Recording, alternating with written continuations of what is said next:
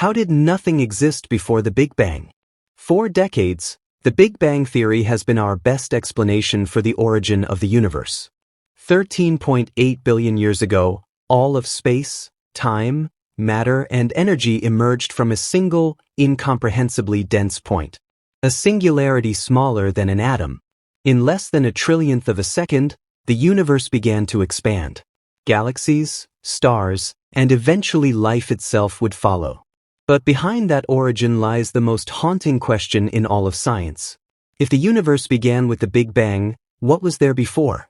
And if there was truly nothing, how can nothing give birth to everything? To understand this problem, we need to examine what the Big Bang theory actually says. Contrary to popular imagination, the Big Bang was not an explosion in space. It was an expansion of space itself.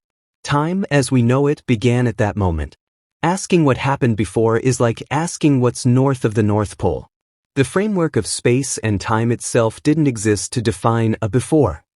This is why some physicists argue that the question itself is meaningless. Yet our human minds resist that conclusion. We instinctively feel that every effect needs a cause. Something must have triggered everything we see. Modern physics has proposed several ways this could have happened. The first is quantum creation from a vacuum. In quantum mechanics, even the emptiest vacuum is never truly empty. It seethes with virtual particles that appear and vanish in an endless dance of uncertainty.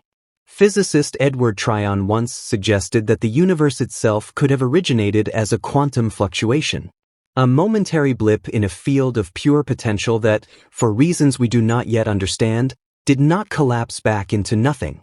That fluctuation expanded, became stable, and grew into the cosmos we observe today. In this picture, nothing is not a true void but a sea of invisible energy, constantly on the brink of becoming something. Other models go further. Loop quantum cosmology suggests that the Big Bang may not have been the first moment of time, but a rebound from a previous universe. In these models, space and time are quantized at the smallest scales. Instead of collapsing into a true singularity, a previous contracting universe reaches a maximum density, then bounces into expansion. If true, then our universe may be one of many cycles in an eternal cosmic rhythm.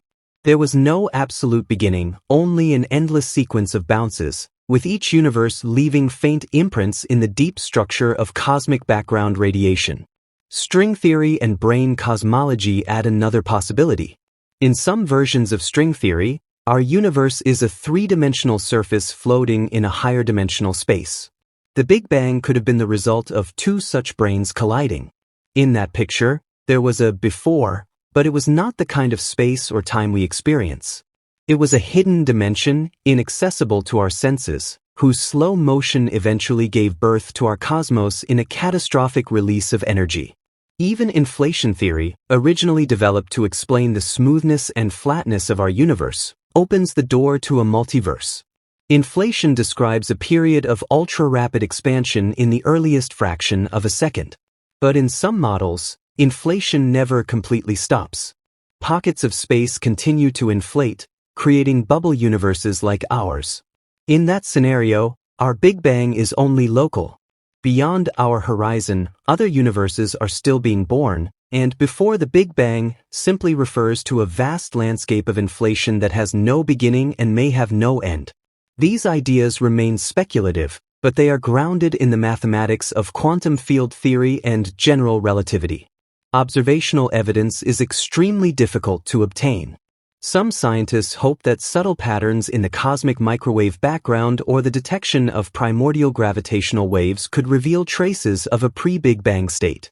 But so far, every model of before remains unproven.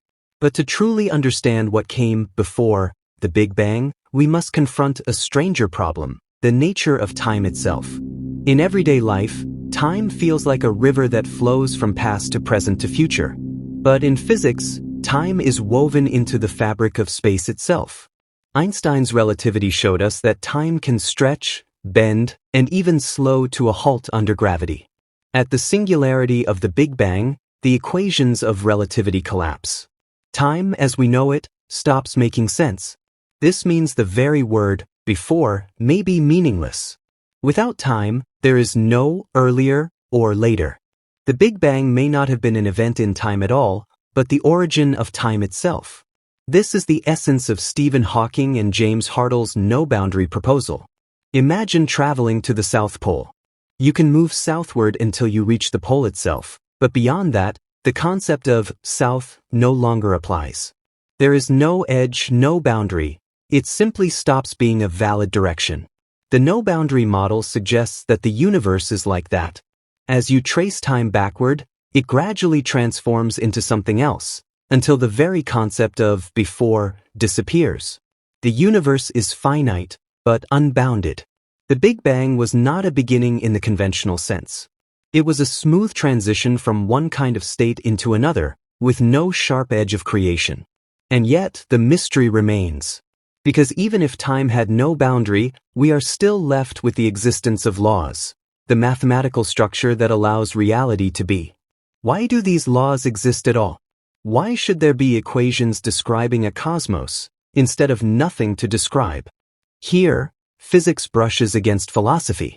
One answer is that nothing in the absolute sense is impossible. In quantum theory, a perfect void is unstable. Left alone, it will generate fluctuations. Particles appear, energy stirs, and space itself can tunnel into existence. Existence, in this view, is not a choice. It is the default state. Nothing cannot last. Another possibility is that the universe is not unique. Eternal inflation suggests that universes are constantly emerging in an inflating background. We live in one of them simply because it allows the right conditions for life. In other universes, with different physical constants, life could never form, and no one would be there to ask the question. This is the anthropic principle. The universe seems fine-tuned for us, because only in such a universe could beings like us exist to notice. But even this principle leaves us unsatisfied. For if there is an infinite multiverse, we are left to ask, what gave rise to it? Why does the inflating background exist at all? Why does mathematics exist to govern it?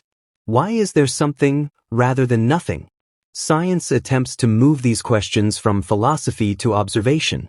Physicists search the cosmic microwave background for subtle signatures, patterns that could hint at a pre-Big Bang state, or collisions between universes in a multiverse.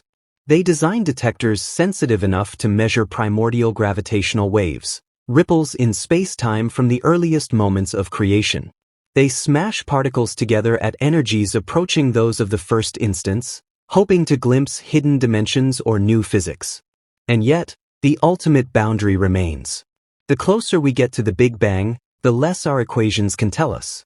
At the Planck scale, 1/10 million billion billion billionth of a second after the origin, our best theories collapse. Beyond that, the truth is hidden. Perhaps forever. What we are left with is a paradox. The universe contains 2 trillion galaxies, each with hundreds of billions of stars. It contains matter, energy, space, and time. But its origin remains shrouded in mystery. If time itself began with the Big Bang, then the question, what was before, is unanswerable. If there was truly nothing, then nothing gave rise to everything. If there was something, then we are part of a chain of existence stretching beyond all horizons. And perhaps this is the greatest revelation, that the universe may not owe us an answer, that the deepest truth of all may be that reality simply is. Not born, not created, not caused, but inevitable. The Big Bang was not just the beginning of space and time. It was the beginning of the human quest to understand.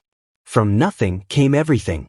And from everything came us, creatures of stardust, looking back across billions of years, daring to ask why there is something instead of nothing.